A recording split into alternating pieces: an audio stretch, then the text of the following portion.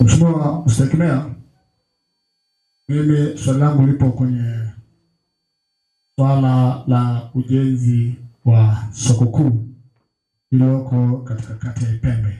Mheshimiwa Mstahiki Meya, nikumbuke ya kwamba lile soko ndio soko kubwa na ndio soko la mkoa wa Singida na ndio soko ambalo linategemewa na wakazi wote wa mkoa wa Singida.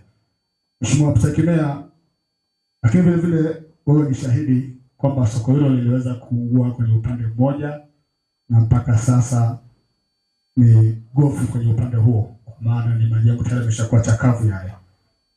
Ni lini sasa soko hilo litaweza kujengwa ili kuleta hadhi ya mji wetu wa mkoa wa Singida? Naomba kuwasilisha. Asante. Mkurugenzi.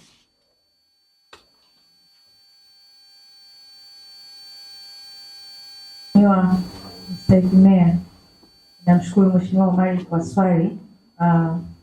Kwanza nitoe pole kwa mara nyingine kwa kufunguliwa na soko, lakini tathmini imeshafanyika, iliundwa na timu ya mkuu wa mkoa na maombi ya fedha kwa ajili ya kujenga soko la kisasa yamekwisha pelekwa TAMISEMI, kwa hiyo tunasubiri majibu. Nataka tu kukumbushia tukipata hiyo fedha tuweze kujenga hiyo soko. Asante. Asante. Mkurugenzi pia pale nimejaribu kukumbushia jambo la muhimu sana. Soko ndio kioo chetu. Tunashukuru, tuwapongeze kwa hatua.